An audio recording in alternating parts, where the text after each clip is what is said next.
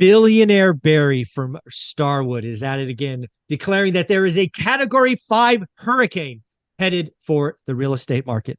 Not to be outdone, Ken McElroy has put out a video talking about Red October starting this quarter. We're going to talk to the one and only Anna Kelly, who she and I have been warning you for a year this was coming.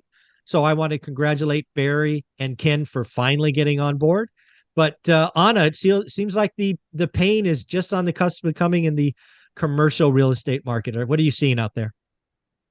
Absolutely. The pain has started, but it hasn't become that Category 5 yet. Maybe it's like a Category 3 that's increasing speed and increasing speed rather quickly and rapidly. And so, the biggest thing, and we've talked about this, before on this show, that should have told everybody in commercial real estate a year and a half ago to get ready and get their ducks in order, is that historically, if you look at investing outside of just the residential space and you look at just typical investing, what all investors, and especially commercial and corporate investors, big REITs, hedge funds, etc., what they do is they say, what is the risk-free rate of return? So that is, basically the Fed rate that we can borrow at risk-free and make a certain return risk-free. And typically that's in a US Treasury bond, a 10-year Treasury bill.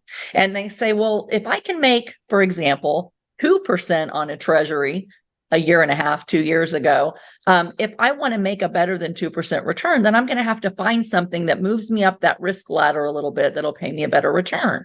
And typically you go from US Treasuries to like AAA or municipal bonds, triple B bonds, and then you get into commercial, really high quality, new commercial real estate as the next riskiest thing that provides a better return than your risk-free rate of return. So for example, just to show what's happening and what we kind of foreshadowed because of our experience, right, is that if treasuries were paying 2 and the typical spread on, let's say, an apartment building is 230 basis points, then we would buy a building if we had all cash and we were institutional investors for a 4.3 cap.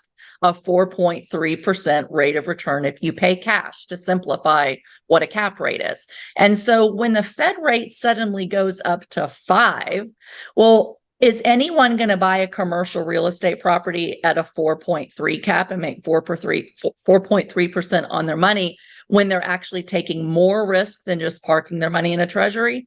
Absolutely not. They're going to go, wait a second, if I can make 5 in a treasury, and the typical spread for that risk of owning commercial real estate is 230 basis points, then I want to buy that property now at a 7.3 cap, right?